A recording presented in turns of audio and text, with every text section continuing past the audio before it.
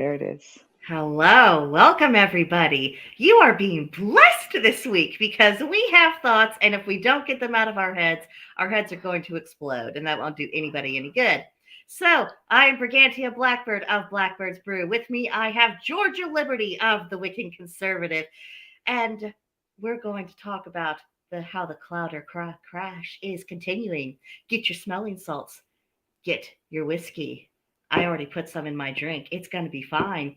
And we're just going to talk about this train wreck. And I also want to make a special shout out to our dear friend Amanda, aka Puritan View. She was invited to come on line with us tonight for the live stream. She's not feeling very well. She's got a nasty head cold, the same gunk that's kind of going around. So please keep her in your thoughts because we want her back with us and at full strength as soon as possible. But when I first approached my girls for this, I told them I have questions, especially after that rather interesting appearance of Candace Owens on TimcastIRL last night, which we will get to that. But I asked the questions of why did Daily Wire out themselves and confirm that Crowder was criticizing their proposed contract? Why was Candace Owens taking this whole affair so personally?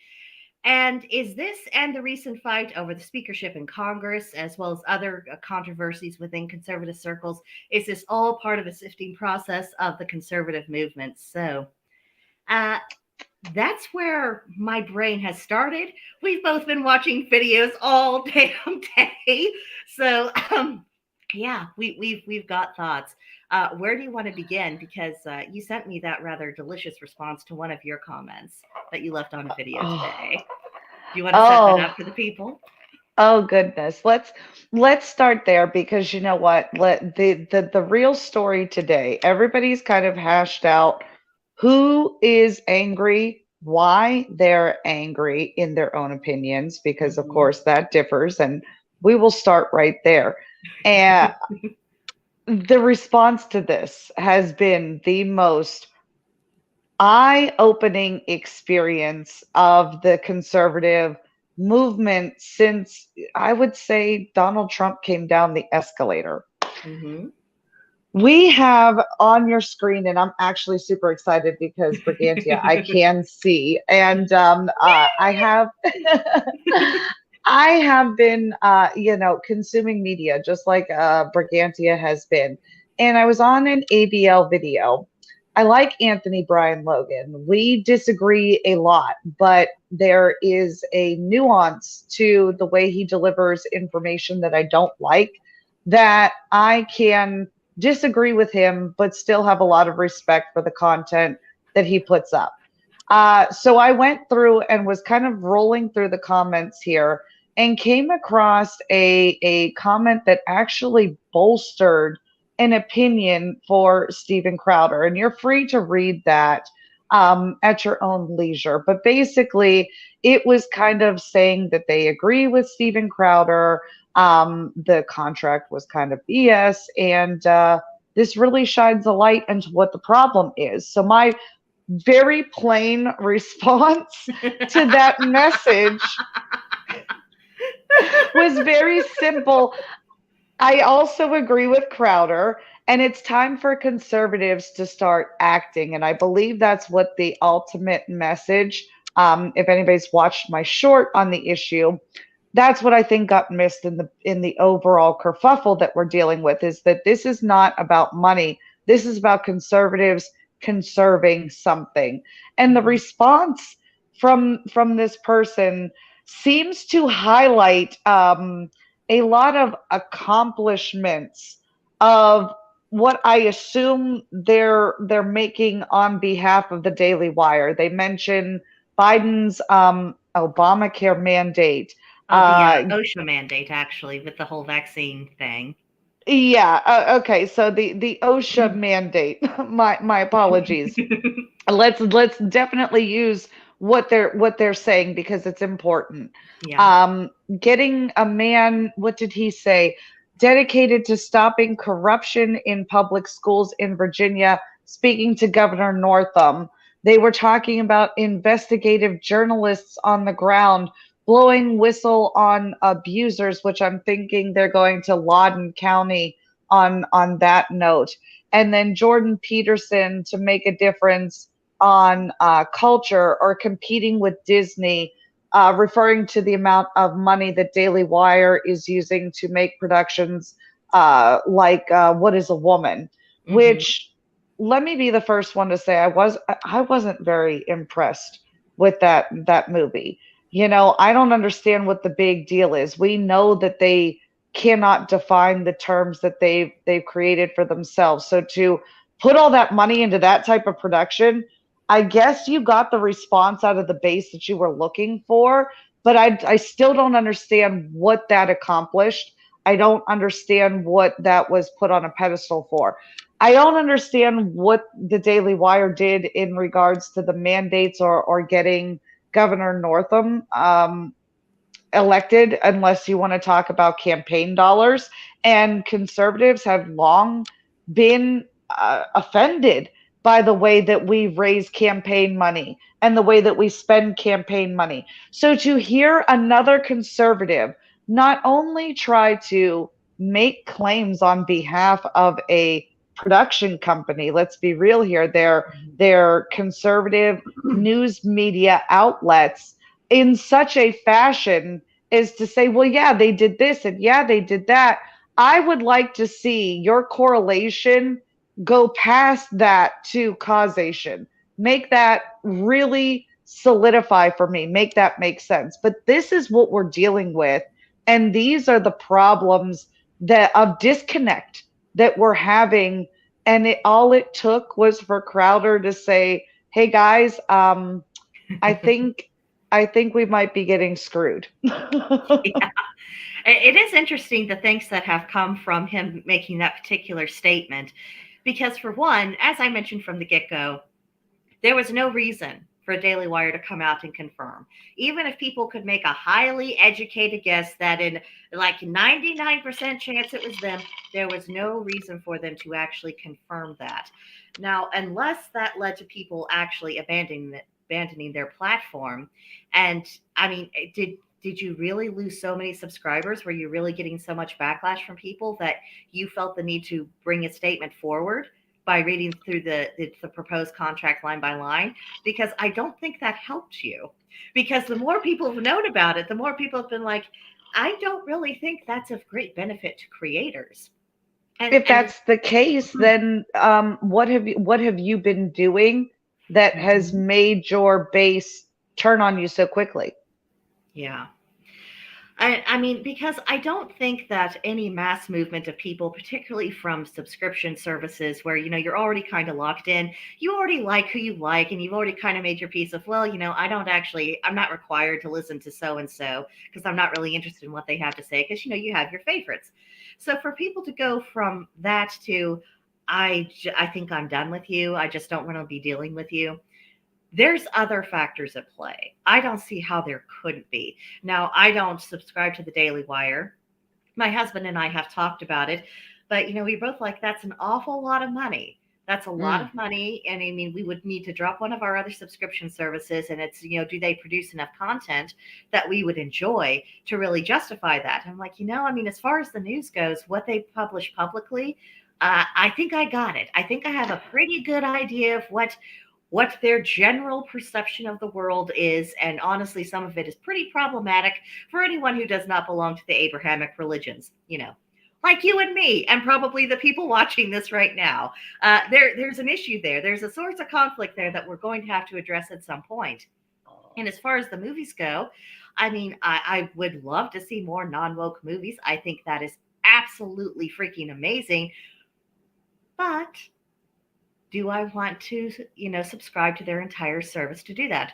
If they, I wish they would just have like a, do you want to watch this movie? Here's our rental fee. That would have made more sense for them to do. But it's this all or nothing deal, and I'm just not down with it. So I don't know what issues that Daily Wire subscribers might have had, but there's got to be something that's been going on.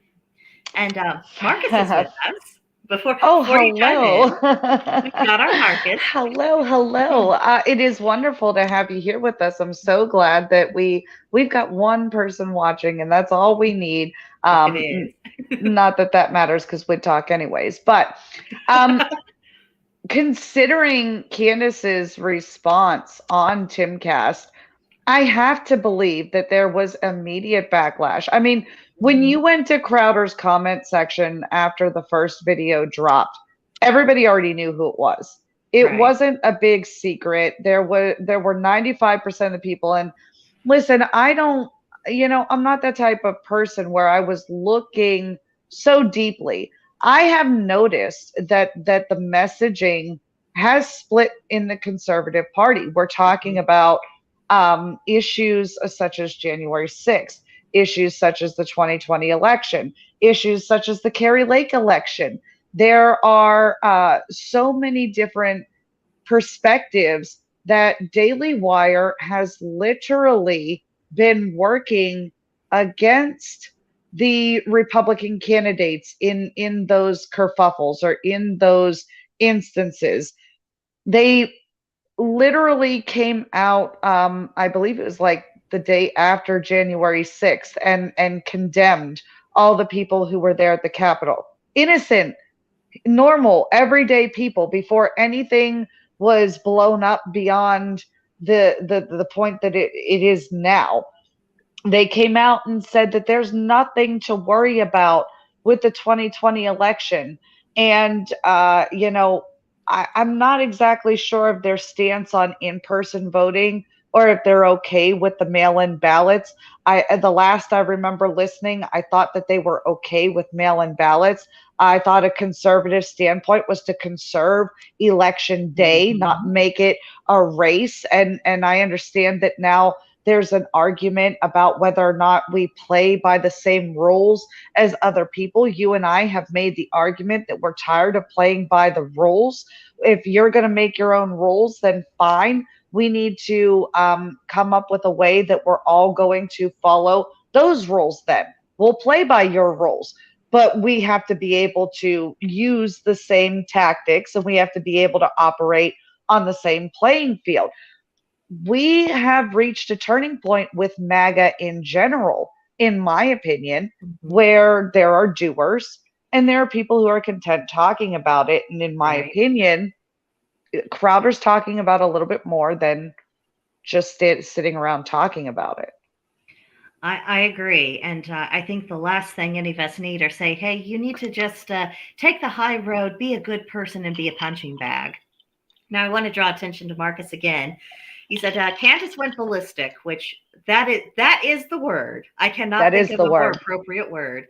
And I thought, is thou protesting too much? I don't think we can go any further without addressing the whole Candace issue. How many minutes did you get through when you watched through the recording from last night's live stream on TimcastIRL? My husband and I watched all the way through.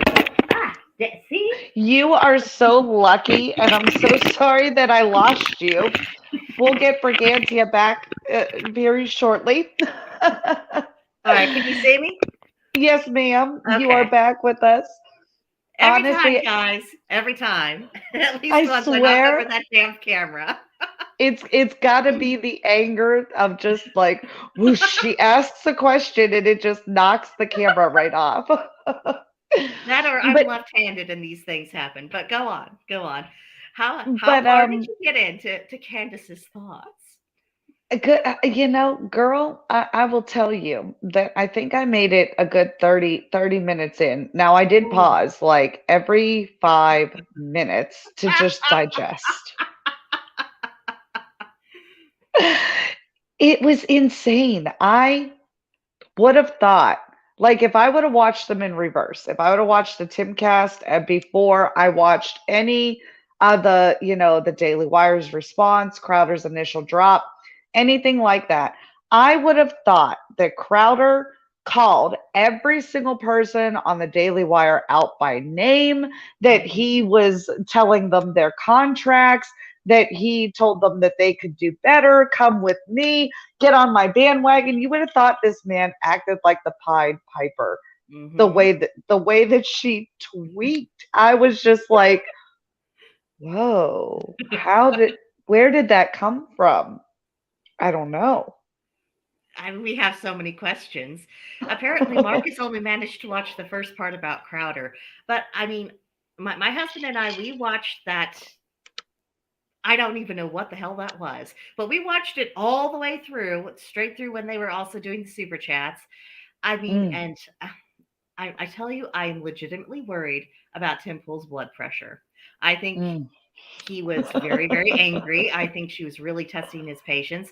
I don't think he likes the way she just interrupts and talks over people like a goddamn steamroller and, doesn't even want to take anything in. And there was this one part, I don't know if you got this far in the conversation.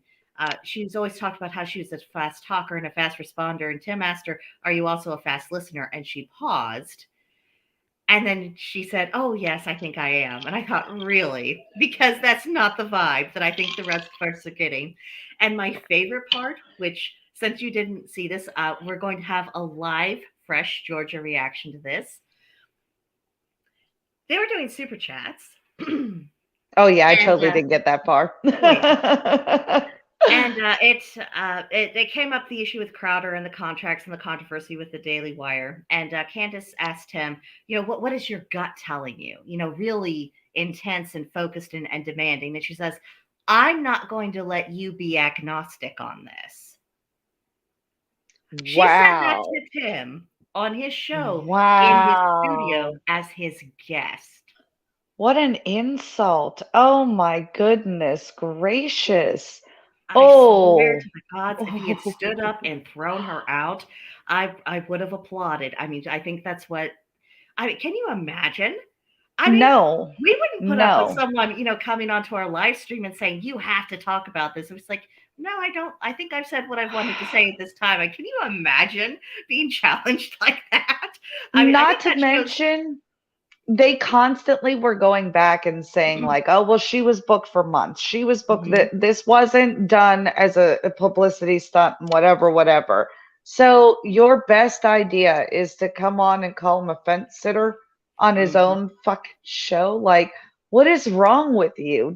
But then again, my issue with Candace does stem from her jumping around the world. The girl did not keep it a secret that she was out there looking for the best deal, okay? That she kind of rolled with the punches until she could get somewhere as lucrative as the Daily Wire. So she had made that comment that, "Oh, I don't always agree with what the Daily Wire says. I don't always agree with what the Daily Wire says." Okay, I don't always agree with my employer either, but I don't go bash my competitor. Right. Okay? That's especially when we're on the same team. Like, I don't know, Chick-fil-A chicken is good. They don't have to go bash Popeyes. No. You know what I mean? They're on the same team, but they're competition. Well, and what really surprised me was, not only her reaction, but that she just cannot leave this alone. She was still tweeting about it today, as were other hosts of the Daily Wire. And I'm thinking, why are you talking about it at all? And today, Ben Shapiro's, the title for his show today was How Steven Crowder Betrayed All His Friends. I saw that. I was just like, all his friends, though? Like, all his friends? All his friends? Nobody will talk to him anymore. I'm like, I mean, so you could, Ben, did you call Ted Cruz? And you were like, "Ted, we can't talk to Crowder anymore." I'm like, but way to prove his point. Yeah. Way to prove his point. You're being accused of being a pay-to-play, roll up the ladder behind you organization. And the first thing you do is take to the internet and say, "We play with everybody that way." Oh, yes. Another highlight from last night was when Candace said, "I don't have any enemies in this movement or in this industry. But Crowder, he's burned all kinds of bridges. And nobody likes him. Everyone talks about how difficult he is." And I thought, okay, I mean, Steven has a very large personality. I think there would be times that, that would be a bit much for me to take. And I'd say, "You go have a nice cup of tea or whatever it is you drink over there. I'm going to recover over in my corner and just give me some time to recover from your energy." But to say that he is a problem, but that she has no enemies whatsoever. Really? Really? I first off, I know that is probably I give her a little bit of credit. It's probably somewhat true. I don't think that she's got a lot of enemies because I think she's the type of person who rolls over to play ball. When you talk about Crowder being difficult, the reason why I believe he's difficult is because he knows what he wants. He has a passion for what he does, and he's not going to let too many chefs in the kitchen to screw up the dish. You know, it's just like you and I on our channels. We collaborate so well together Mm-hmm. because we respect the boundaries of Yeah. each other's channels. Mm-hmm. I know when I come on your channel what we are focused for, what we're gearing towards. I'm respectful of that because I know it's more advantageous for us to grow together Oh, than yeah. it is for us to compete. It would be very easy for two of us to compete in this Mm-hmm. space, but Oh, it's sure. not, it doesn't make sense. When No. you come on my show, I again, I want you to be able to say things that you can't say on your channel because I would rather take the risk on my end than worry about you taking it on your end. And I think that's how we ultimately grow. So when you come to the table with this offer that says, well, you know what, we're going to take some risks and we're going to put you on our production label, but when you step out of line with anybody else that we're partners with, you lose. And it's like, all right, well, how far does that contract go? Since I'm so dumb, Candace, since I'm so stupid, and you want to tell people who have never been in this space and little people like Briganti and I, who can be taken advantage of by these contracts very easily, Oh, you yeah. tell me how long and how much money is enough to own a piece of my ideas, a piece of my work that I put my effort into, because you taped it, because you distributed it. Like, let's be realistic here. It was my thoughts, it was my voice, it was my Mm-hmm. face. So you took it and said, "Here, guys, I know more people than you. I'm going to give all of this to all of you guys." They liked what I had to say. They liked my face on camera. They liked my personality. You only gave it to them. And you're collecting a lion's share of the opportunity here. No, What is that? it sounds like a really backwards relationship because you're right. I mean, you are essentially selling your public persona, which I mean, even if someone has a little bit more of an adventurous, outgoing character on camera, that is still stemming from them. That is still a part of them, and you are getting them. I mean, and I'm trying not to make this sound like prostitution because I mean, it could feel that way. It really, It really can could. I mean, and that's why so quickly.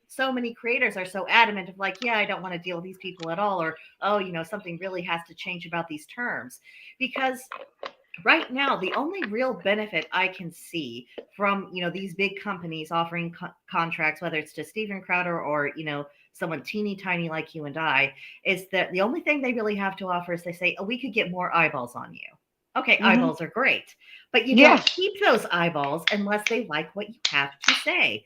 And having a fancier set or more expensive clothes or something of that kind, okay, maybe that makes the aesthetics a little nicer, but you're not keeping people because they liked your set.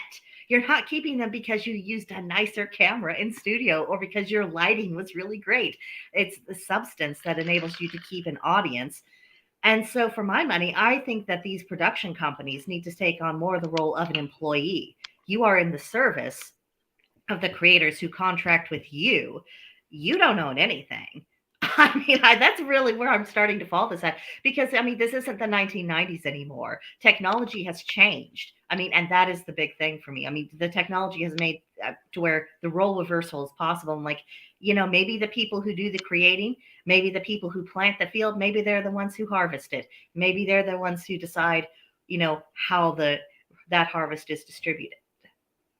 I thought I came up with a pretty good idea earlier when we were kind of spitballing about the multi-service platform. And here's the big issue about this. The intellectual property to the sites like Rumble and YouTube are owned in such a way that you cannot gain access to the back end of the site. Like, same reason why you can't play online with Xbox and PlayStation. You know, they own those copyright rights on the back end. Nobody wants to play nice, and nobody wants to release those lines of code to each other. But I thought, what if, okay, so you designate yourself a platform like Rumble. I love their monetization system. I mean, you can get pretty much anything monetized over there, but it's the growth process that's really hard. You and I have talked about this a lot. There's no algorithm proceedings that put our content or anybody's content in front of a viewer in such a way that makes sense. The only thing that they do on Rumble that I've noticed is all about the money.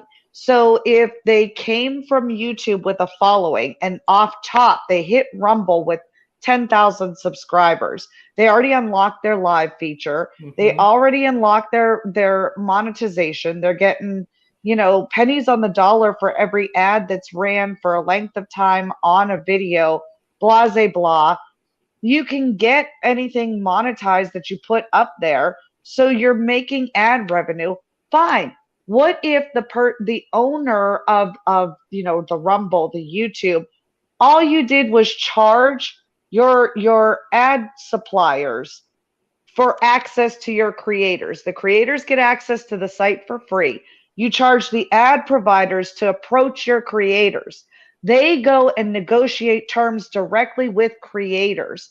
The only thing that you would be making money off of, and what you would want to do, is put more ads to creators. And that's where the partnership for like the YouTube or the Rumble would actually be advantageous for everybody, with the rich paying their fair share for access to the normie people. So if I was, you know, Pfizer or McDonald's or whoever, and I wanted to reach the people, and I had access to your server, and I could go in and I could look and I could say, all right, these people are, you know, creating the content that most falls in line with what I want to advertise. And they got to pick and choose. And then the creators were like, yeah, you'd be great product placement for my channel. I would love to have that advertisement. I think we would then get back into where you might actually be advertising to the people you want to reach, who are gonna buy your products. How many commercials do we all watch that I'm like, I would never buy that shit? Oh God, I every single commercial I have seen, probably in the last year, by the time I'm done with the commercial, I'm like, I want nothing to do with that product. If I ever have a need for something, I'm going to go to your competitor. Buy something else. That's how much you have just annoyed me. I like your way of doing it, because I mean, this whole of try, it's all about selling the access. If you actually opened up the access, people could connect with who they're wanting to connect with, and that would be beneficial to also people like us, because we're not trying to sell a product. We're trying to reach out to people who have similar ideals. We're trying to find our tribe of saying, hey, you know, all of those pagans who are politically leftists who say that you're wrong if you don't think exactly like they do. Hi, we're their opposite number. And if you would like to recover from your wounds and be around other people who have that shared trauma of, you know, public shunning, you know, for people who should have welcomed you, there's a place where you can do that. That would help us. It would also help us connect with other pagan content creators, you know, some of whom would actually be good at this sort of thing, because not everyone has good chemistry together. I mean, that makes so much difference on a live stream. You've got to have that right mixture of energies. But no, because everyone wants to proprietize the access and make things as difficult and as pointlessly hard as possible, you know, we're all here scrambling. And Well, so I want to interject a little bit here because we wanted to touch upon the fact that this is going to a psychotic Catholic Judeo-Christian movement right in yes. front of our eyes. And I think it's time right here, right now to inject that. So when we talk about building a conservative community, we build it upon the foundations of the Constitution, not Yes. based upon our religious ideals. Yes, we ask you as pagans and pagan content creators to join us in our pagan oriented space because it is more comfortable to discuss those ideas, those principles, those values with people who aren't going to shove biblical nonsense down your throat. We get it. We understand. And that is one of our issues with what's going on right now. We know Gerald can stop in the middle of a show and in Mug Club give us a 15 to 20-minute sermon. That's fine. I pay for that. I pay for a Blaze subscription just for Steven Crowder. And yes, I will listen to Gerald's sermons. But here's what I'm not paying for. I'm not paying to listen to Ben Shapiro not only give me his opinion about the way that the Jews were treated and how we need to support Israel on top of his support for the vaccine. That's something I'm not going to pay for. That goes completely against, in my opinion, American values. And I think that that's what Crowder was trying to get at is some of these values are personal opinions that they're trying to push off as being American ideals. Yes, I'm so glad that you did interject that at this point. It is the perfect moment for it because American ideals are not religion specific. And I realize that will make some people have an absolute fit of the vapors. I told you to get your smelling salts or your whiskey at the start of this live stream. So there was a reason for that. Maybe now you'll believe me. But here's the thing. I mean, what about Thomas Jefferson? You know, he had one of these famous letters. He said, it makes no difference to him if his neighbors believe in 20 gods or no God at all. If they are not picking his pocket or breaking his bones, it's cool. That is an American core value. And our founders, they came from a variety of Christian religious backgrounds that didn't agree with each other. And I'm sorry, in those days, if the church next door didn't agree with you, that could come to blows. Literally, it's not that far off in their history. It really is not. We are so spoiled with our multipolar culture in which, you know, it doesn't really matter who you are praying to. It doesn't matter, you know, how you dress, particularly what your ethnicity is. If you can agree on constitutional values and, you know, the statements of the Declaration of Independence, you know, that's your ticket in. That is, you know, the embracing of that is what makes you American. And I'm not seeing that embrace in a lot of these conservative circles. I'm worried about the Daily Wire. I'm worried about certain people associated with the Blaze, Sarah Gonzalez, Jacoboyans. I'm looking right at you. Yako is particularly. Sometimes he worries me about how sincerely. How far he would be willing to take his imposition of his ideals of Christianity if he was permitted to by law. I am worried.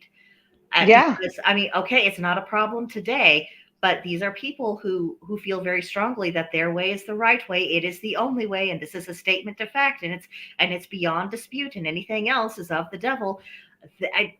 Am I alone in seeing how this could, you know, bubble over into something really, really nasty that we don't want to see? No, and you know what? Again, this goes back to their idea of tit for tat. Well, if they can do it, then why can't we? Why can't we? And look, I'm all for playing ball on a level playing field. But what I'm not for in any way, shape, or form is tyranny. And I have to explain this to a lot of people all the time. And I'm like, look, even if what you think is going to be good for everybody is something that you're going to force upon somebody, it's not good. Yeah. Like, I don't know, like even just brushing your teeth. it's their teeth. They can rot their teeth out. I know that's not good for their mouth. I know that doesn't make them happy. They're going to have lots of problems. There's lots of different complications, but they're allowed to do that. And even though we don't like it, we don't advocate for it. It's not something, I'm not out here saying don't brush your teeth, kids, but they can do it. So I think that if we start entertaining the people who are so adamant, like, you can have your religion, I'm okay with it. I understand where your hurt is coming from too, because you are getting a lot of backlash now. Shit, when you have pagans out here for real who are advocating for you guys during the coronavirus, when your churches were shutting down, I was advocating for you. I was telling your pastors it's okay to open your doors. I was telling you, if you felt that you were near death or that you thought you were going to die, you needed to go to your God. I was telling people to get their asses into church and do the thing, because I felt that that was something they had 100% rights to. They had 100% access to.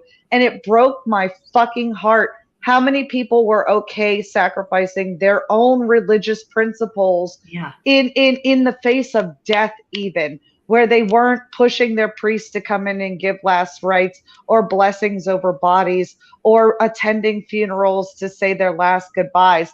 There's nothing that would have kept me from doing those things. There's nothing that would have kind of stop me from making those things happen. So if you're willing to sacrifice your religious principles, then how do you enforce them upon me? How do you do that? Like, you're okay with saying no, we don't want to do this sometimes. So how are you going to force me to do it? That's where I'm at with that.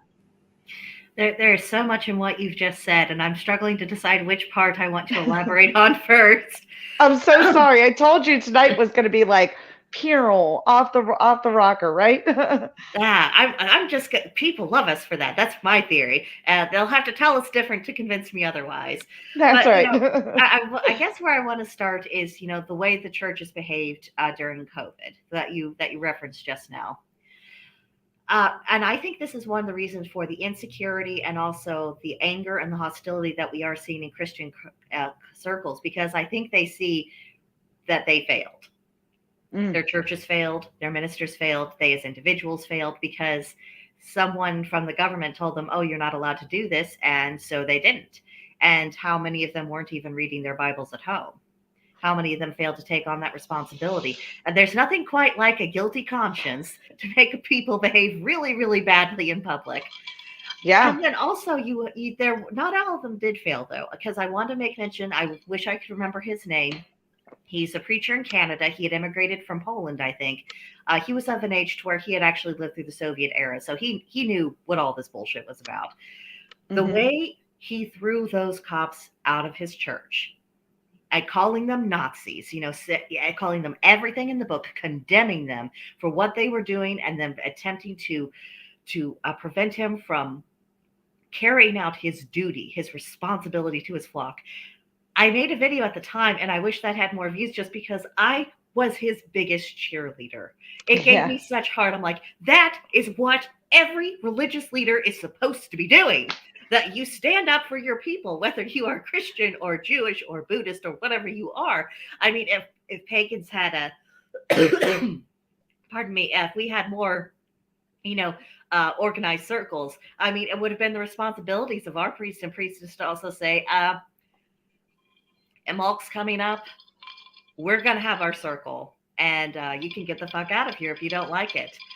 And if you feel like we have some witches in our circle, so if you feel like pissing them off and telling them that your words are more important than the gods, then you can have that conversation with them, and you can see how that works out for you in the coming months. I'm just saying. I mean, because people should have stood up for their faith, and so many Christians are confronted with the reality that they have not. And now, not only it's not enough for them to want to I suppose, reinvigorate themselves. They are overcorrecting. They want to impose it. They think if I make other people do this, then we can have enough peer pressure. I mean, and that's the other thing that I have an issue with this religion, because a lot of it is very peer pressure based. If I can get everyone doing what I'm doing, then that's how I know we're strong. And then I have done what my God requires of me. That is such a dangerous mindset. And I would say it's even contrary to scripture. So Amanda, if you're watching, I am speaking up for you.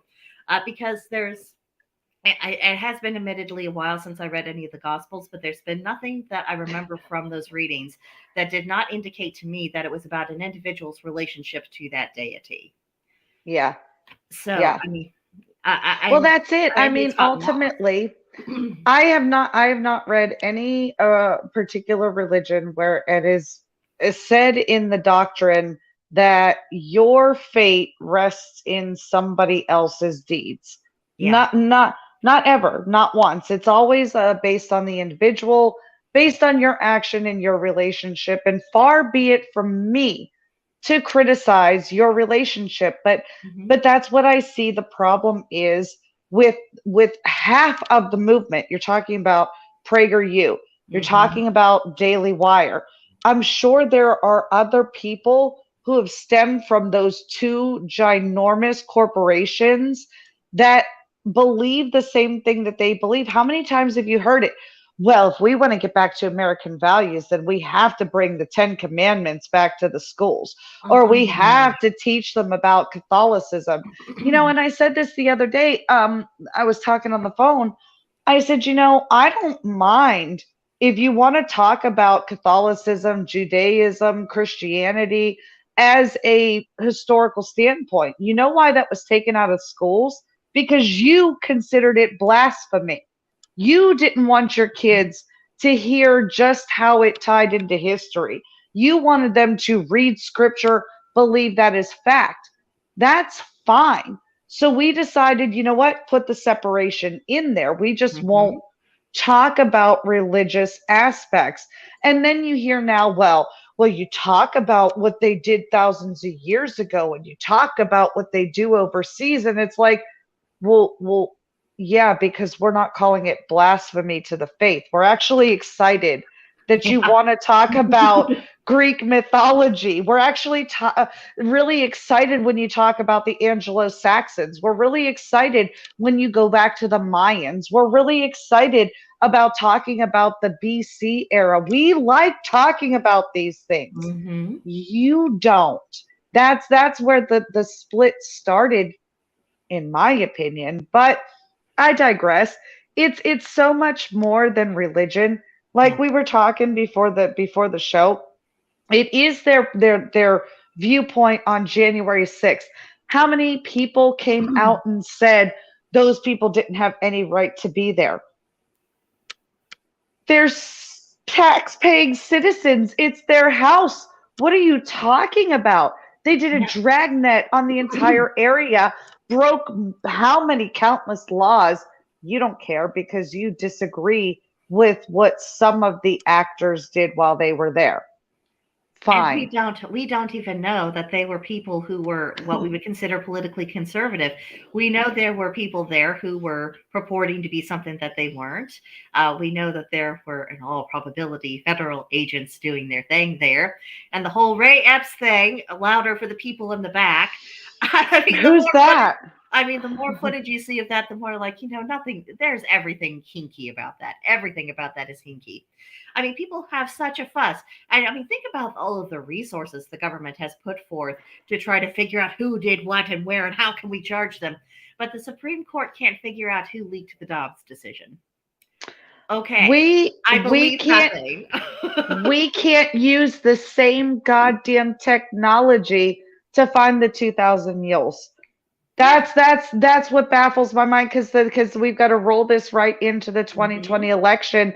That was the most free and fair election in the history of time. Do you hear us, YouTube gods? We make this sacrifice to you. God. I swear, YouTube, you are such bastards. I swear to God. And listen. Listen, Linda, we don't try to get monetized in any way, shape, or form. That's fine. The ship has sailed. I was never in this for the money. The point is, again, we have something to conserve. And I don't care if you're Catholic, if you're Buddhist, if you're Jewish, if you're pagan, if you're a witch, if you're just a shamanistic priestess. I don't give a fuck. Okay. We have this country that is falling the fuck apart. There's literally things going on right now behind the scenes. You don't have a fucking idea. You're about to know. I will explain it to you exactly what the fuck is going on because there's a lot actually going on behind the scenes that how many days have we talked about this, Brigantia? When I tell the people the story, are they going to believe a goddamn word out of my mouth? I think only the ones who've experienced similar situations. Everyone else will either think, oh, that couldn't possibly be, there's more to it, or that's not going to happen to me, so I'm going to pretend like that doesn't exist. Well, you know what? They might find out that costs them in the end. Yeah, so Crowder's message, I know that we've kind of gotten like way off topic and it seems like we're out it's all related in the ether, but it is all related. And I'm telling you, as sure as I'm sitting on this live stream right now, he's not lying. The biggest issue with the Candace thing was the wolf in sheep's clothing comment really pissed me off.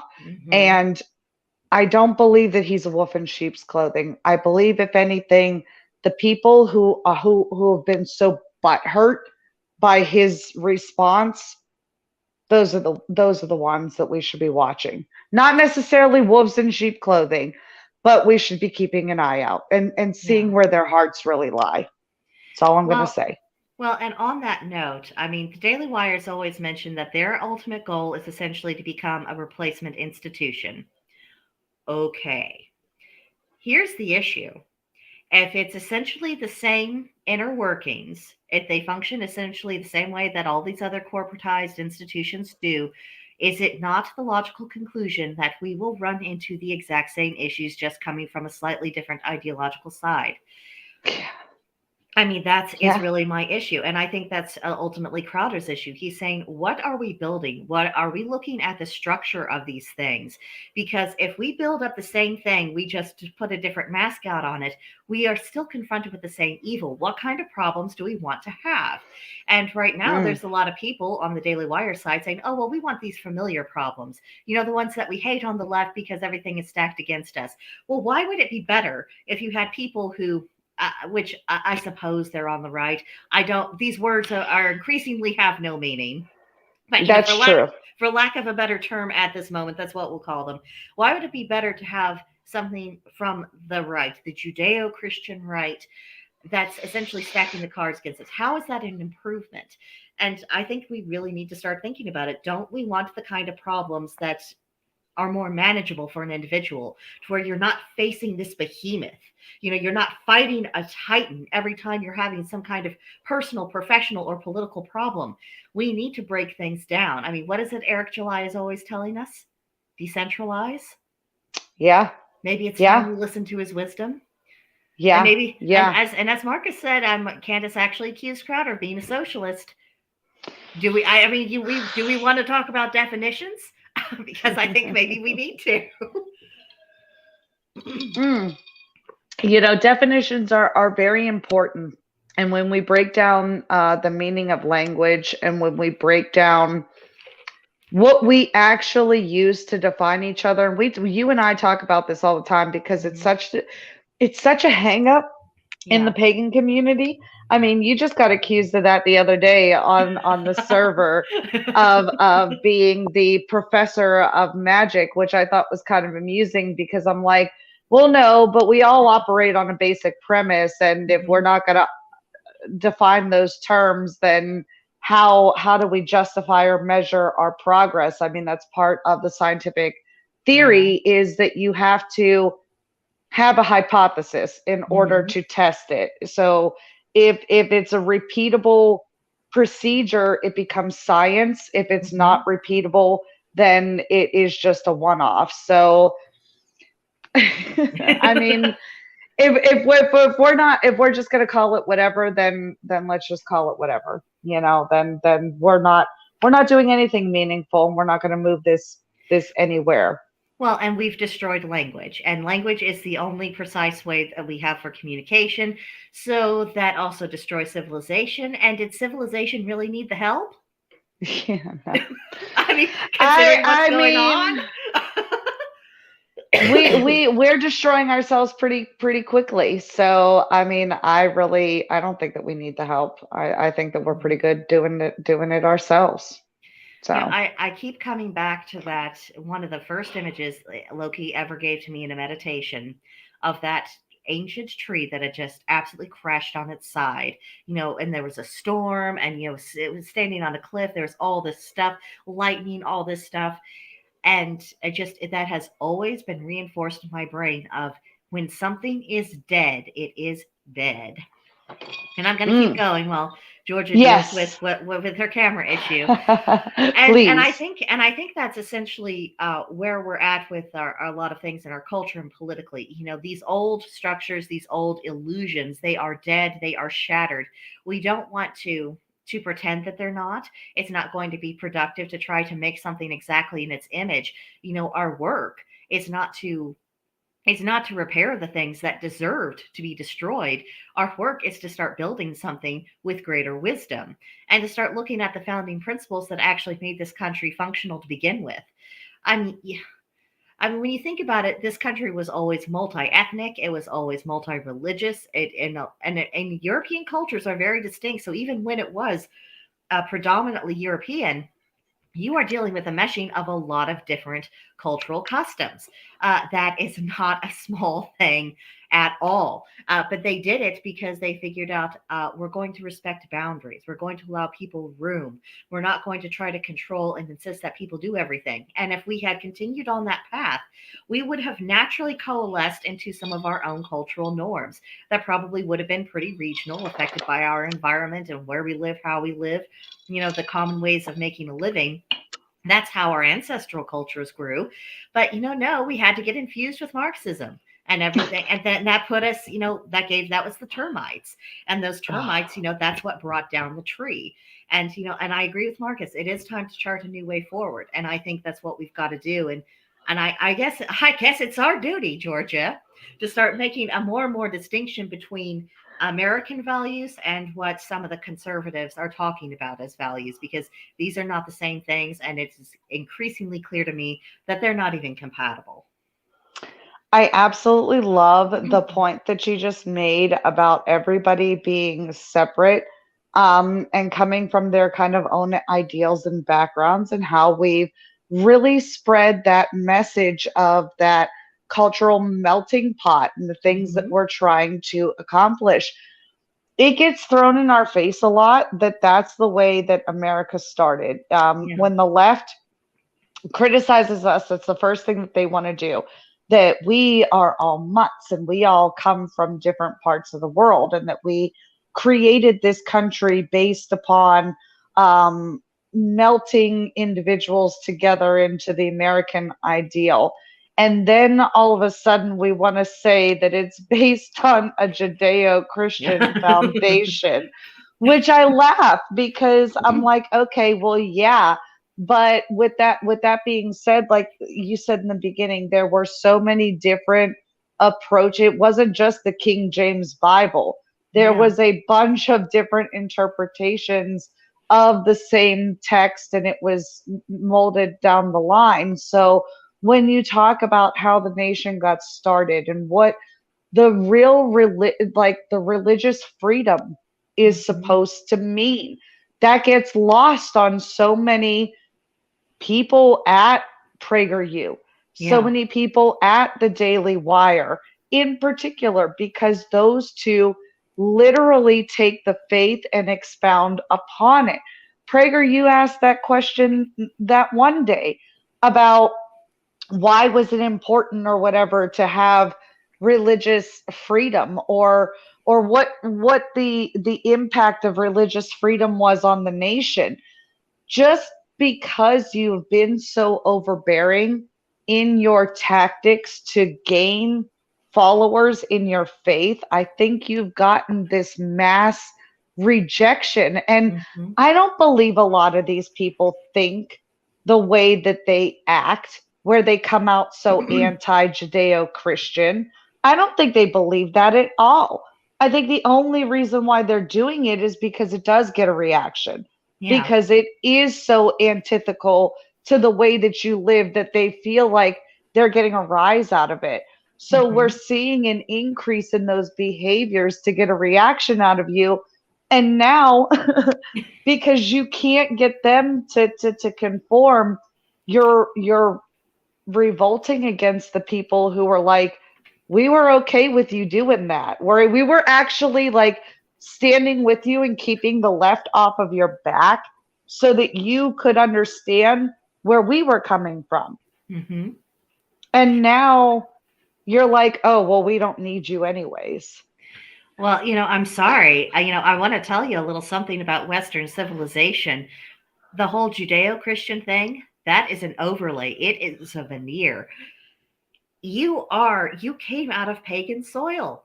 Every single concept we hold dear. The idea of a republic. Thank you, ancient Rome. Thank you, ancient Germans. Thank you, Scandinavia. Thank you, parts of the Celtic world. Democratic process. Thank you, Greece. Where would we be without you? And thank you for making a lot of the initial mistakes with democracy, so we knew where to incorporate it and when to draw that back. That was you took one for the team there, Greece. We appreciate you for that. And what about the common the work ethic? The work ethic that is so vaunted on the right. Have they never read the Havamal? Have you never read the Celtic Triads? Everything about that is about going about your business, doing things successfully, work at your craft, master your craft, whatever it is your role in life, you go out and you do it. All of the philosophy, the idea that maybe you don't need to control people completely. Thank you, Aristotle. Thank you, Marcus Aurelius. These are not Christians.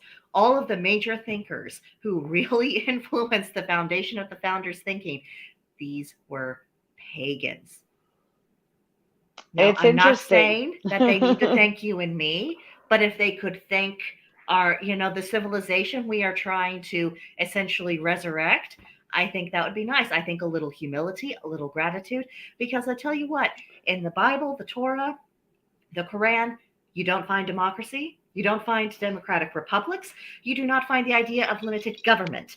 You do not find the idea of religious freedom. In fact, quite the contrary. You don't find the ideas for free enterprise. You don't see the ideas of why, maybe having slaves isn't that good of an idea.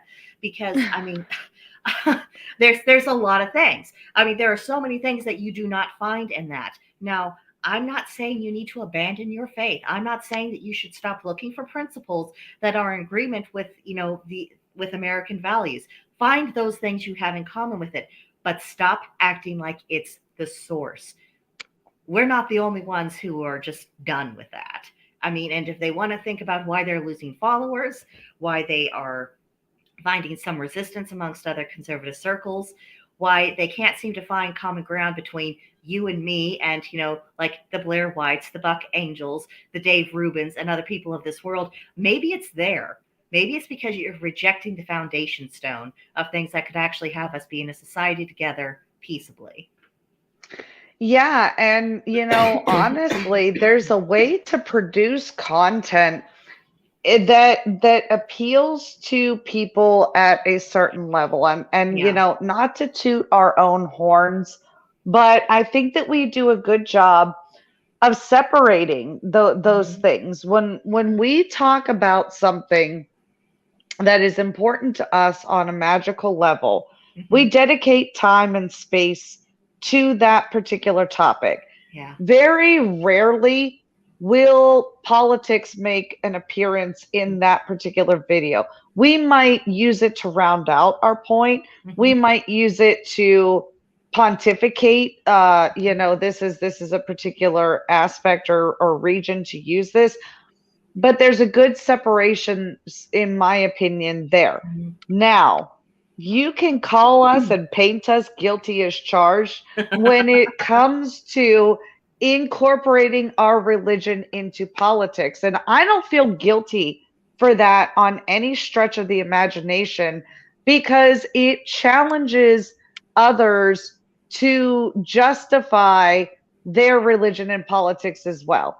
If Yeah. it's meshy in my world and you have a problem with saying, like, you can do what you want to do and it doesn't affect me. Like if that's an issue for you, that's on you. I can't make a justification for you. I can't help you get over that or rationalize it in your head. That's how I make a lot of my decisions. I have to make it make sense. It has to make sense. So going back to like the Crowder thing, when when when people accuse him of oh well, this is about money, this is about money, he's so worried about the money. Let's think about who dropped the amount that they offered him. It wasn't Crowder. It was Daily Who Wire. who dropped the integral parts about how much he was gonna really lose or really gain from signing on with the Daily Wire? It was them again. Who was the one that got butt hurt when they were even hinted at being in bed with big tech? Like those are all red flags in my opinion. And if you have to come out and make some sort of I guess pitch or uh defense mode for yourself, is that the right word? You're worried about something. You're worried that somebody's going to look at you some type of way. You're going to lose some ad revenue because of it, or that it is going to detrimentally affect you. Now, let's be real. Is Candace or the Daily Wire worried about somebody shooting them? Are they worried about coming in and arresting them on behalf of Steven Crowder? I'm not thinking so. I think they might need to worry about some leftists here and there, but I don't think they have anything to worry about from the Crowder side. I don't think so either. So what are you really worried about? The only thing you could potentially be worried about, reputation and how that's going to affect your bottom line. Yeah, it's really difficult to not come around to that conclusion because it is the only thing that requires the least amount of mental gymnastics. And I honestly believe if Jeremy Boring and the rest of the Daily Wire had just kept their trap shut, we wouldn't be talking about this. The internet would not have been filled with videos on this topic. If anything, it would have been focused on what do you think Crowder's next move is? What do you think, a different system from the one we're all accustomed to? What do you think that would look like? There would be, probably a brainstorming session. I mean, we might be talking about that because we would be interested in that because we're not any more interested in being owned by anyone than, creators who are far more successful than we are. It would have been a different conversation. And honestly, I think the whole Daily Wire involvement would have been completely forgotten. Yeah. And if Jeremy Boring hadn't have said what he said, that tape recording would never have seen the light of day. I truly believe that. No. Well, everybody wants to get on him about him recording. Listen. Yay! We talked about this. Set you off. I was hoping that would set you off because I think that is something we should address. We talked about this. Listen, if we can't hold our friends accountable, it's hard to hold yourself accountable. I would struggle at that. You would struggle at that. I think anybody with an honest perception of themselves would say, yeah, it's hard to hold yourself accountable. Yeah. But when you hear strange things from your friends, and I've been in this position where you hear things that your friends say, and it really rocks you to the core. You really start to ask yourself some hard questions. Most people go through this. I think the most relatable time period is when the first of your friend group has a baby or gets married. That's the first time that most people come across this, because then they have to start making some hard choices. They hear their friends talking, right? So you're the one with the baby or you're the one with the husband, and your girlfriends say to you, let's go out clubbing. And it's like, oh, wait a second. I can't do that anymore. I've got the husband at home. I've got the baby at home. So you think to yourself, is that really what I want to be doing? Is that what's important? No, I've already achieved that milestone that they're ultimately, let's be real, they're attempting to achieve by going out to the club and doing the things that they're doing. So, I've already achieved that milestone. We're starting to separate. Do I have to go tell them, you just need to get a man and settle down and have babies and get married? No, that's not my business to tell them. But is it within their best interest? And eventually, will we come back together? Would they get married and they have kids? Yeah. But right now, we're on two totally different wavelengths. And I've got to call them out. Look, you're not where I'm at. You're not on my level. So your needs, what you need to have fulfilled, is not the same as me. And that's okay. But you need to hear that one day you're going to mature and you're going to grow up and you're going to get past that.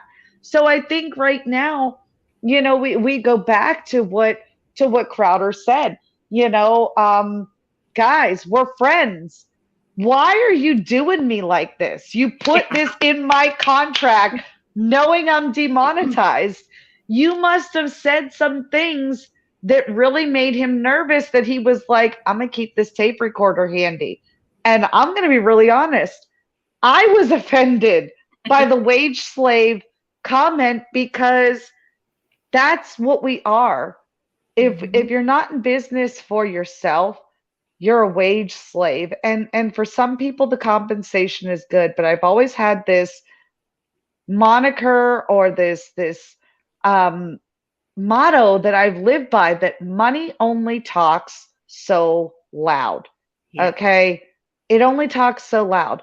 I'm not going to sacrifice my principles for a dollar amount. I don't care. I don't care. Yeah.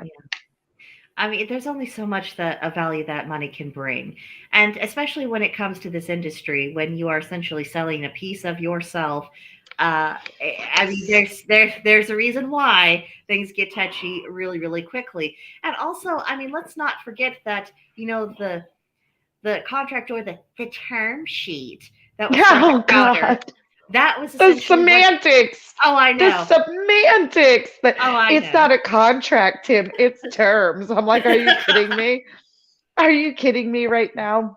I mean, if he had agreed to it, it would have been the contract. I mean, that's the thing.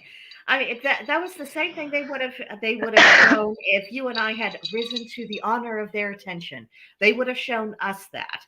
And, that shows you how much they would like to get away with if you let them. If they, if Crowder's their friend, and if they actually want to make any kind of realistic deal with him, I don't think you treat someone who and who you've had some collaboration with the same as someone who has barely risen to the level of being of interest to you in the business relationship. I just don't think that you do that. And and there's something you said earlier that struck me about what had to happen before he reached for that tape recorder.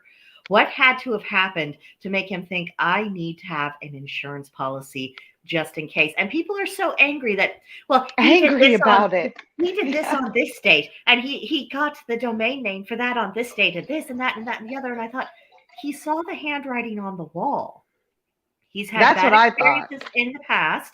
He was planning, a rainy day umbrella in the event this happens, that I'm going to be situated in this way, and people are criticizing for that. And I thought, are you supposed to allow people to do something to you, to aggress upon you, and you not build up any defenses against that? Are you supposed to just take the blow and then I guess keep taking it and thank them for it? Because that was kind of what I was hearing from some of the naysayers.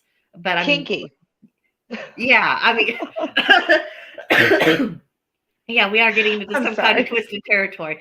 Oh, just wait until next month, because we have all sorts of discussions planned for February. We're going to be setting the folks straight on stuff. It's just going to be that, and what Marcus says, Crowder was just being smart. I absolutely agree. And his earlier comment of, if you know you're going to be talking about a contract, might be a good idea to record that. I mean, absolutely. And Just saying. I, for one, believe Crowder when he says that he only did this 3 times in his life, and it was always with someone who was, of which there was this big tech issue, which leads into my other thing that I've always had a problem with. Why is YouTube money such an issue? This platform does not like you if you are not ideologically aligned with them. We are tolerated. The day could easily come when they decide, nah, that's over. We're done. It's not, we've decided it's not worth our while, or we just don't feel like it. There is nothing we can do. And for a lot of us, I mean, even if we turned completely over, did a Benedict Arnold and say, I'm on your side now, wouldn't matter. You are completely expendable. So why in a contractual relationship would YouTube revenue be regarded as anything other than, if you get some, that's a bonus? But we're not basing our relationship or how we're thinking about revenue or money. We're not basing it on that, because YouTube is quicksand. You can't, especially when he was demonetized for years before that. It'd be a different story if he was still making any type of revenue off of YouTube. You and I have discussed this a lot. We use YouTube as a tool for distribution, and that's basically what it's for, is because it does do its job as far as that much goes. That we have the chance to make it in front of somebody that we have never gotten in front of before. Whereas I think on Rumble, that chance is significantly less.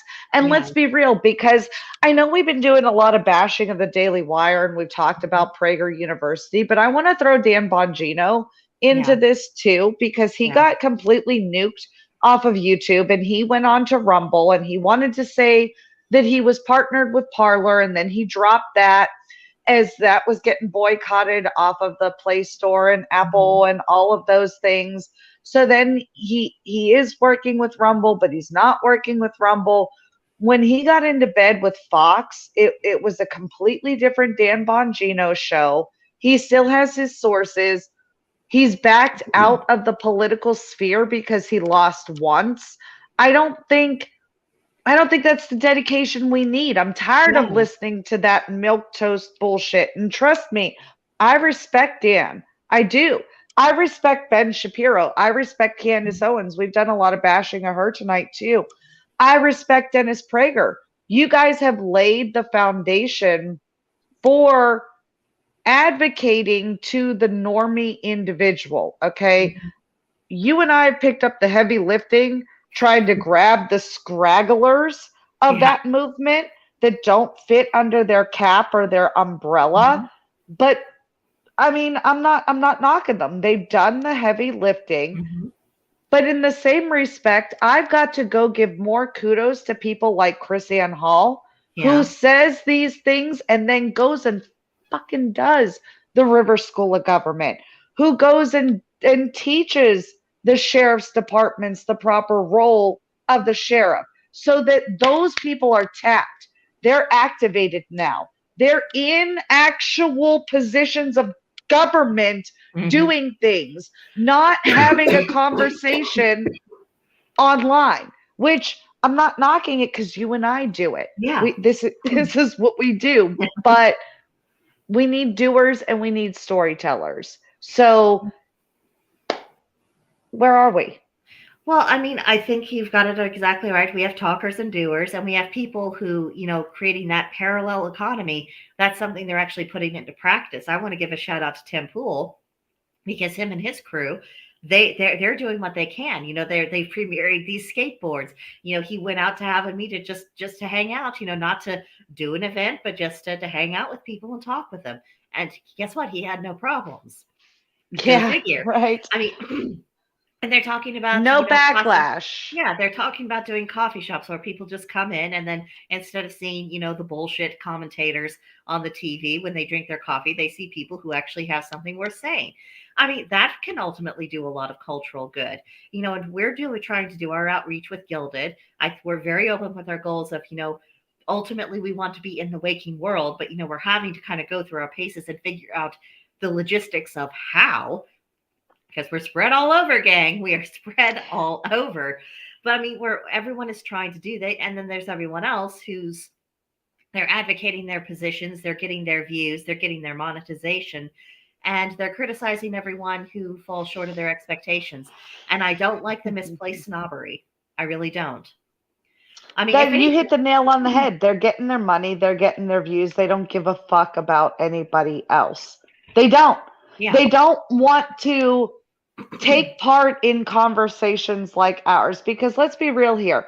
At any point in time where you guys have no guests on the show, how come you're not reaching out to smaller content creators yeah. who sound like you? How come you're not giving them? And I love what Tim Pool's doing, trying to change the culture. And he's right. I mean, when he talks about opening coffee shops in Virginia, he's talking about influencing the local economy and average citizens who live in those rural communities that he wants to physically develop brick and mortar shops in. Crowder, on the other hand, you're talking about giving digital access and space to the likes of us. Mm-hmm. That's life changing for people like us. We didn't give a fuck about the revenue. Just give me people to talk to. That's it. Yeah. And not even just people who happen to share, the basic tenets of our faith or even the basic tenets of our politics. Let us have the exposure to the normies and see, oh, these people are not what I was told that they were in church. These people are not what I thought they were when someone showed a pagan gathering on the news, when they were saying outrageous things.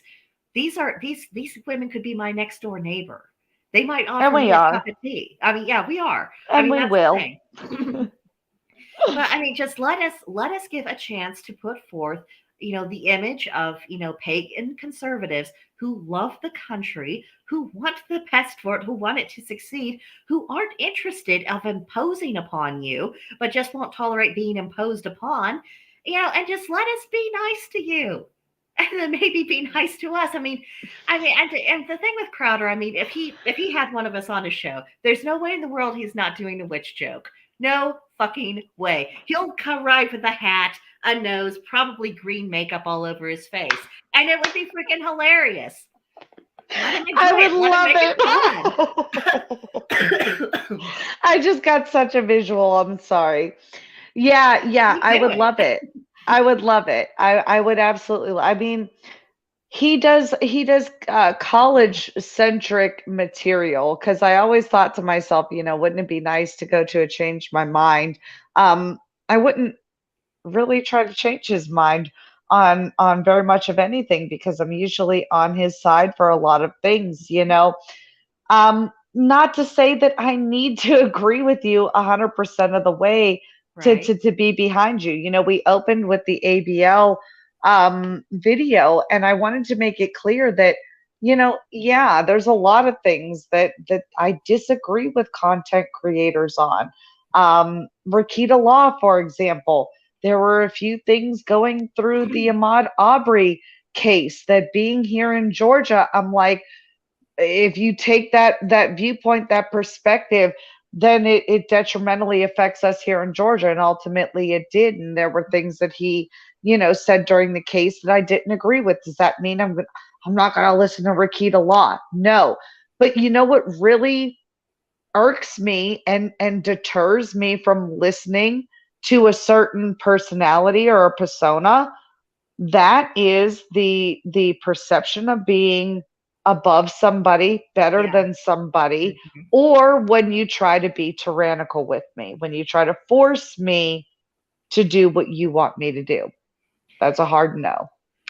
Yeah, and unfortunately, I think that is the vibe that often comes across from the Daily Wire, that they do consider themselves the elites, the intellectuals, they are the betters. And I'm looking at them like, first of all, breeding is distinguished through good manners. So if I'm going to cater to any kind of snobbery, I will be catering to our cousins, the British.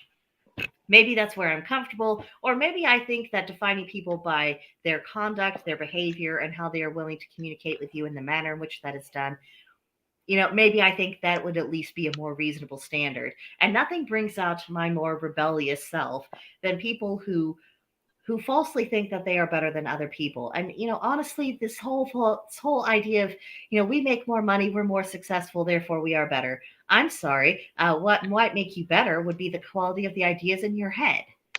And I'm sorry. Yeah. How many times have you and I argued against the screen and just been like, if someone would only listen to me. No. In fact, you don't have to listen to me. If I could just have my words heard more widely in the public sphere, that would be enough. And let the audience sort it out.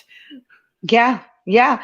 I used to tell people for a very long time, that's the only reason why I debate online whatsoever is because I do care so much about that independent third party who's listening to both sides Yeah. of the argument. Thank you, Marcus. That was Yes. absolutely the most sweetest thing. And now you're making me blush a little bit. So thank you.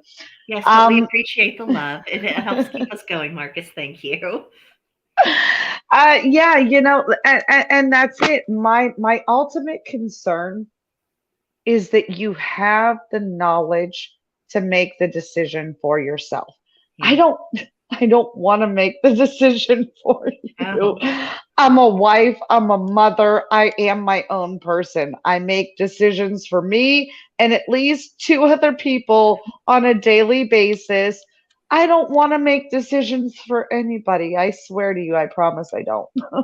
I swear there are times my husband will ask me a question, and sometimes, especially if I'm hungry and it's got to the point where I just need food and I don't want to think about where the food is coming from or what for, there are times I've literally told him what I want is to not make a decision. Just bring me food.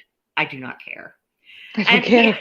And at that point, he realized I'm beyond the point of reason until I have protein in my system, and upon that protein, his loving wife will return to him. But I mean, I'm not interested in controlling people. That is a really No. boring thing, and that's one thing that we come up in the craft too. Is that because the people who come to it for the wrong reasons, they're wanting to control and influence everything around. I'm like, and I just feel like telling them, and I try to, and they don't always listen. Like, so the main part of your practice you will find will be about correcting yourself. All of those Yes. personality flaws. Oh, the gods are not just going to put a mirror in front of you. They'll make sure there are days that's all you can see.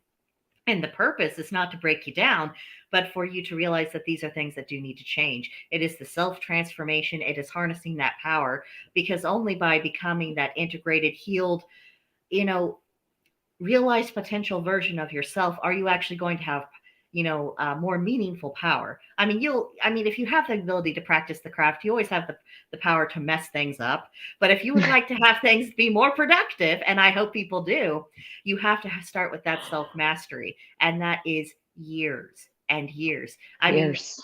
when I began my studies, I always thought about, these ancient priesthoods, like, and so they would study for 10 years and they apprenticed for 10 years and then they took responsibility for 10 years and then they retired and they began teaching the next generation. And I thought, well, that takes forever. Why is that? And now the further I get into it, I'm like, yeah, that makes absolute sense.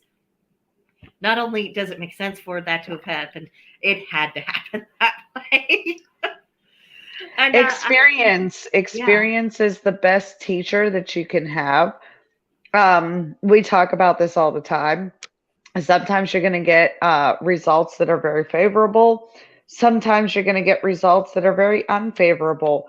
But that doesn't mean that the unfavorable results don't have a purpose. It doesn't mean that they weren't important. It doesn't mean that they weren't necessary. So, you I take want the to good with the piggyback bad. on. I want to piggyback off on that, because whenever there's a fight within conservative circles, everyone starts falling apart of, why aren't we letting the crack show? We need to be united and this and that. It was the same bullshit as we had during the fight for the Speaker of the House. And I have to tell you, that conflict made me so happy. Me I'm too. so glad to have it.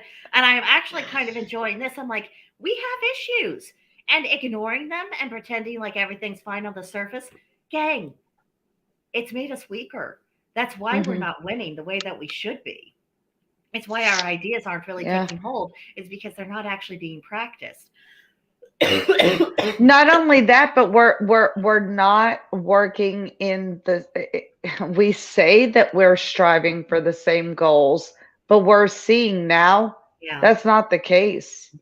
Obviously, that's not the case. There are still people, and that's why I tried to tell everybody this isn't a right or a left issue.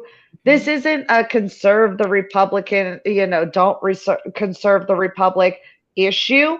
This is an issue about classism, because ultimately that's what it boils down to: the haves and the have-nots. The ones that have, the Daily Wire, Prager, Dan Bongino, Steven Crowder, the Blaze, all these people, we're watching them have this ginormous argument over money. But realistically, only one of them is not talking about money. One of them is talking about the future of a movement. The other ones are talking about, well, what's in it for me? What do I get at the end of the day? Right there, look, again, I'm not here to tell you to be in it for the movement. If you're in it for the money, you're in it for the money. Be honest. Be honest and tell us. That way we can make the decision ourselves. Before I respond, I want to say good night to Marcus. He's having to run out also. He's paid us so many lovely comments. Thank you for being with us, Marcus. We love you. And I think what I love most about these conflicts, it's not just that it's exposing that people do have different motivations, but I know what people's motivations are. That's very valuable to me, because I am looking for fighters. I am looking for people who are saying this needs to happen because it's the right thing to do. I'm looking for people who are realizing that it's going to come with cost and sacrifice, and saying, you know what, I would rather make this sacrifice now and try to work for something worthwhile in the future than just keep treading water. We're going to run out of water to tread. And so many of the people who are pitching a bitch fit about this, they're the same ones who will happily tell us that, the status quo in our country cannot continue. It is absolutely unsustainable. Things will fall apart if we continue on this track. But then the moment someone says, so we need to change the track, let's change the track. And suddenly, no, don't do that. No, don't do that. Isn't it funny? It genuinely is hilarious to me, because, again, we talked about it. What on earth would make you sell your personality in perpetuity to the point where, you know what? I'll never own that again. It will never be mine. I don't think there's anything that you could give me that would make me sell my soul like that. There's nothing. I want to draw attention to Katherine Johnson. We do not need to rid ourselves of the old elites to replace with the new ones. Spot on. That's a very eloquent way to say and sum up what we've been saying and preaching all evening. Because that is it. I'm not looking for a new overlord. I don't care if the new overlord we'll talk about things like freedom of speech and capitalism and all this and that. If you're still my overlord, and you're wanting to own people, essentially, because when you're owning these personalities, that is what you are owning. And I forget who it was. I might have been Sydney Watson. She did a live stream with Quartering yesterday. But I think it was her, and correct me if I'm wrong in the comments, but she said a lot of the Daily Wire personalities, they're nothing without the wire, like Matt Walsh. Could he really go out on his own? Oh, that's going to hurt some feelings now, isn't it? And I say this as someone who in a lot of ways I admire Matt Walsh, because he reminds me a lot of my dad. The social awkwardness, the deadpan humor, I'm so done with the world. I want to have my slippers and not have to be bothered with things. That reminds me a lot of my father. But if he did not have the structure of the Daily Wire, would he have the career that he has? Would he be able to do the work that he does? And what about Michael Knowles? Would any of us have heard of him without them? But I didn't know that. Okay, so this is real deal Holyfield. I didn't know that he was just a writer at one point in time. He wasn't like a commentator that came on to the Daily Wire. He literally was a writer and then came on. I didn't know that the Daily Wire had the billionaire backing that they did. I know that the Blaze did. I know that Prager did. I didn't know that the Daily Wire did. When I went and looked at the subscription count, you want to talk YouTube numbers? What, the Daily Wire is sitting at like 2 point something million subscribers, and Steven Crowder's at 5.6.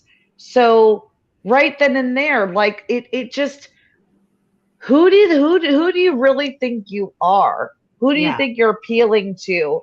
And knowing that the desire for such a religious based content is going down the drain, why would you think that you were in a position to lord over Crowder in such a way that you did? And I think you and I both feel that this was just a sympathy offer anyways. Yeah. I mean, I don't see how that could have possibly been serious. And I mean, of course, let's admit, I don't see how Crowder would have ever fit in with the Daily Wire crowd. And I mean, that there's a lot of oil and water there. I mean, he's much raunchier, he's much edgier, he's wanting to push the conversation, and they're just not as much risk takers. At least they're not risk takers in that particular way. I mean, I think Crowder is essentially, I think he's a true believer, and he's willing to, like the Declaration, pledge, his life, his fortune, and his sacred honor. And I'm sorry, we are in that 1776 kind of territory. And like I was mentioning to you before we went on, about how Temple making the contrast between people who are reformers and people who are revolutionaries. And Tim is very honest about who he is. He says, I would much rather see this as a reformation, because he thinks that if things went along a more revolutionary track, that it would end very, very badly. And for all I know, he could very well be correct, at least in the short term. That could absolutely be right. Daily Wire, I would say, are even less of reformers than Tim Pool is. And then you have Steven Crowder, who's a revolutionary. Well, how is that much different than the divide in society that during that American Revolution generation, people who said, we can keep negotiating, we just need to work within the rules, we can beat them at their own game, we just need to be smarter about this. Maybe if we write a nicer letter to the king. And then there were the patriots who said, no. We're done. And we're going on a very different direction. And there came to a point in which both sides know we're done listening to the counter arguments of the other. And I'm thinking this could get very dicey. We're seeing the seeds for it. And I am begging everyone who's watching, do not ignore these seeds. No. And I'm not saying pick a side either, because we're not quite there yet.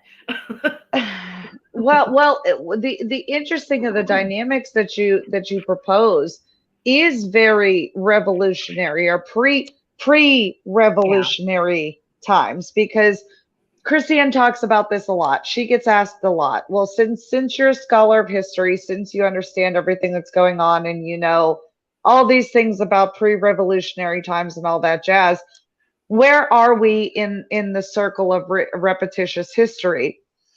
And she always says the same thing. You need to go figure that out on your own first and foremost, because a lot of people don't realize exactly how much the founding fathers put up with before they went to a hot not civil war, but a hot revolution. Okay. Because they literally petitioned the king every single day. How many of us can say that we petition our representatives every single day? Like every single day? Yes, every single day. There are troops quartered at this location. I want them gone. That's how serious it was for them. Do we have troops positioned here?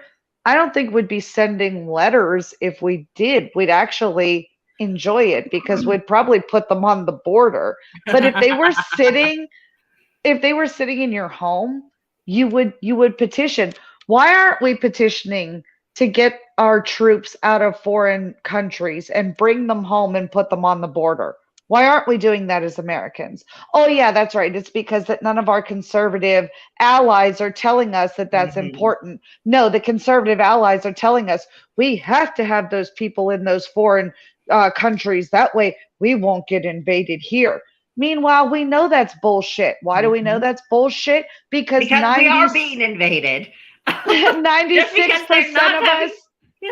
I mean, they don't have guns, but it's still an invasion. It's a mass of people who are not here to integrate. On top of that, 96% of us own in-home weapons, whether that be the legal populace of us Second Amendment loving patriots, or it be the illegal populace of gun-toting criminals who are the detriments of American society. Either way, the people who are invading us, they don't want to take that chance 95% of the time. That's why only 5% of the population are being affected by those immigrants, by those people coming into the states. And we're just like, no, we're not going to worry about that. We're going to worry more about those documents that we found in Trump and Biden's house. And I'm like, I know. I don't give a fuck. I don't give a fuck about neither one of them. I don't care that Biden had them. I don't care that Trump had them. I'm just saying. I'm a little concerned that Hunter Biden had access to them, yes. because I mean he's a freaking crack addict. I mean that seems like a problem to me. But you know, I'm in the minority. A little bit. But I mean, you're right. I mean, our priorities are completely sideways. I mean, it is the whole bread and circuses. It is being distracted with ridiculous, and it's people not wanting. It's not even people not wanting to address important questions because they can't even identify what those important questions to introspect really are. I mean, that's how just out of focus, out of tune people are. I mean, so many people are not really functional adults. I mean, how do we expect? I mean, how do we expect to have any sort of sensible country when we have so many people who cannot function as an adult, who do not have that sense of self-sovereignty? I mean, there's a reason why you and I get on week after week and we have all of this motherly type nagging about work on yourself, become a stronger person. Know what you stand for. It's because it has to start with that. You're not going to get any of the other results that we would eventually like to see unless you start having people who are grown-ups. Grown-ups, people who are taking personal responsibility and who are willing to get out there and again do. We talk about conservatives conserving something. Okay, so Daily Wire made a movie. What is a woman? Somebody want to tell me what the fuck that accomplished? I'm more interested in the Twitter battle between Steven Crowder and him getting kicked off of Twitter for quoting the CDC. I'm more interested in his issues with YouTube. This motherfucker took those sons of bitches to court. They took him to court. So I you know, again, I know that disclosing court information is tricky stuff. It's very tricky. You can screw yourself pretty bad. But I'm willing to bet. I bet you he got screwed in court. That's why we haven't heard the end of it. I agree. Catherine's saying we have a bunch of kidults in our country, including our government. I agree. In fact, I would go so far as to say, especially in the government. I mean, have you seen those press briefings lately? I mean, absolutely ridiculous. What is Karine Jean-Pierre? What is that? What is that? What is that? I mean, I could have thought that, the ginger was bad enough. And I'm partial to redheads. Like, I call it the Celtic nature. I don't care. I like redheads. And that woman really severely set me off. But this one, I'm just like, what is that? Really? Like, she's just a mouthpiece. I've never seen anything so establishment than our spokesperson for the White House. What's funny is that I think even the reporters are getting sick of her because day after day she just shows up to them like, I'm not going to answer your questions, and they're supposed to just take it, and she gets mad at them when they don't. And I think some of the pressure we're starting to see mounting up on the administration. I think this is what's making them glad to do it. I think the Democrats in general have decided, I think the old man has served his purpose. And I think it's time to explore new things. But I think the way they're being treated in that press room makes them happy to help with that narrative. Happy to help. So let's go beyond a little bit of the Crowder thing. Mm-hmm. Okay. Do you think that the Daily Wire and everybody has seen this as kind of a relief because they don't want to address what's happening in the White House right now? Do you think that this is partial cover up on say the conservative side for eking out of what's actually happening right now? Because let's be real, both Biden and Hunter have been now caught dead to rights in multiple violations of the law, and nobody cares. Yeah. Nobody, I mean, we hear about, oh yeah, look at him. He did exactly what Trump did. That's what we're getting from conservative media right now. Well, Biden did it too. I don't care who did it. The point is the law was broken. Yeah. So at what point do we hold people accountable to the law? Well, I mean, that accountability, that's really, really tricky. It's because it seems so often whenever these things occur, the first thing they do is assure us that we're not going to get a perp walk. I'm thinking that's why our country is destabilized. Because if we had been caught in the same way that Hunter and Joe Biden had been caught, we wouldn't just be in jail, we would have been shot. And yeah. I think literally, just like, nope, we're not even dealing with you. Bang. You were trying to escape, so we took care of it. I really think there's a high possibility that's how that could have gone. And that's for so many things. For the common person, we do something and, we go 27 into 25, as Stu Bergier was complaining about in a recent podcast, and he absolutely gets cost and he gets a ridiculous fine and he has to pay and this and that. But other people are getting away with the most outrageous crimes, things that I'm pretty sure might reach the level of actual treason. And it's no big deal. Some of them even get reelected. And I think, well, do you maybe they do appreciate the distraction, because dealing with that disparity and talking about what that actually means on a functional civilization level and where that goes, I don't think that's a conversation that a lot of the talking heads and conservative media want to have. We'll delve into it. We're not afraid. We know we'll be the first affected. I mean, we'll get carted off to the gulag or whatever the hell they do to us this time around in history. Yeah. I mean, I don't know. Maybe it's because, we have less to lose. But, we still have, we still stand to lose everything we have by speaking out, and I don't see what difference does it make if your bank account is small or big. What you have is what you have, and it's what you depend upon. And by looking at things and calling them by their right names, I mean,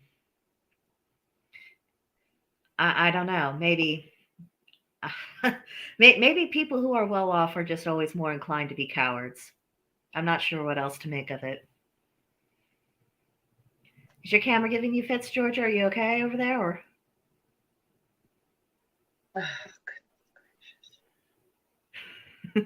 forgive our technical issues, everyone. Mercury may be out of retrograde, but I swear you've had more technical difficulties since then. For what it's worth, Georgia, I can still see you and I can still hear you, so that's good. But while Georgia is fussing around with her camera, I do want to kind of address this issue of cowardice, because I do think that the reason why a lot of these outlets who are in a much better financial position to be doing things like filing lawsuits or going further into the creation of alternate culture, alternate economy, I think they are afraid. I think they are afraid of ending up where we are. Wouldn't that be terrible? They'll get dropped down to the bottom. They won't have the opportunities that they have. They'll definitely lose the ad revenue. They'll lose the money. They'll lose the pull. You and I kind of lost my headset, so I'm sorry if I'm a little off topic here. That's all right. But you and I have talked a lot about, what we would do with the opportunity to get the ears of the people that they have. I don't care about filling coffers. I don't care about any of that.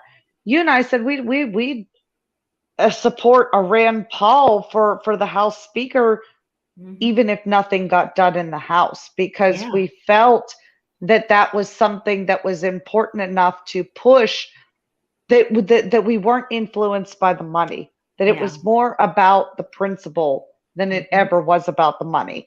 So if their livelihood is affected and they react to that, what does that tell you about them?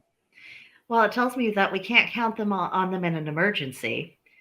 I mean, and I'm sorry to put it so bluntly. I mean, and this is why whenever I think about, who are my allies, who are the people of my circle, it's the people who show up. It's the people who show up at hard times, or good times. It's people who show up even if there's nothing that they can gain monetarily from me. It's about people who are willing to engage and form community. And I think what we're seeing from a lot of these big outlets is that is not enough for them. That is not their goal. And maybe we need to start looking for more people who are more of these, I don't want to say civilization preservationists, but civilization restorationists. People who are looking at the status quo and thinking, we need to start making arrangements now, because that's going to topple. It just will. And I mean, even if you could, eke things out to where it doesn't fall in your lifetime, well, what about the kids coming up? And what is so wrong with us that, I mean, I as a person who does not have children, I don't want to leave the world in a worse state than where I found it. And I realize to a large degree that's outside my control, but am I still willing to do my part? Because, these kids being born, why should they have to suffer? Why should they have to suffer more because we're trying to postpone our own suffering? I mean, what kind of people have we become? Yeah, well, and a lot of people don't like having that mirror held up to them. And I think that's exactly exactly where we are, I personally think that this is what this is all about. Right now, we're hitting a point. And, Dr. Turley said this, Jeremy from the Court Ring said this. We're hitting a point right now in conservative media where we have a chance to really change the space. We have a chance to really make a difference and morph a economy where free market reigns, where you don't have to take sides, where you don't have to make your allegiance known to one point, because if you do that, that definitely means you're against XYZ. But the people who are trying to stop that from happening, the people who are discouraging that from happening, that speaks volumes to their personality, what their real goals are, and if they're going to continue the movement or not. They seem to want to end it with themselves. They want to be the end all be all. And that's not good for us. No. I mean, you always have to be thinking about successors. You always have to be thinking about the next generation. I mean, I was having a conversation with one of the members, a Star, who's a lovely individual. And I told her that, if Blackbird's Brew is able to continue to exist and, we're a functional group and everything else, well, I'm 41 years old. I need to think about, well, what happens if something were to happen to me? Lightning strikes, serious illness, or, I get old, I die, whatever it is that happens. I would like to see the community outlive me. So at some point there's going to need to be people who come up within that community younger than myself, who can essentially take over the reins when that time comes. Not to carry on exactly as I've done things, but to, certainly uphold the core values. And honestly, I would want to leave it in the hands of someone who, once my chapter was done, had a different mindset, had a different skill set, and could go out and do the things that I'm not capable of doing. Where are we Expand seeing and that? grow. Yeah, where are we seeing that mindset in the conservative movement? Because if we can't identify it, then we better start creating it ourselves, because I am tired of leaving our fate in the hands of these corporations who are, they're worried about their bottom line. And I say this as someone who does not begrudge people making money, even scandalous amounts of money. Good for you. You're competent at your work. I applaud you. You should receive the appropriate remuneration. But your work is not just your work. This is about our country, our society, our very ideals. If you can't be working towards something to make this a permanent change, then why would I invest with you? That's it. That's it.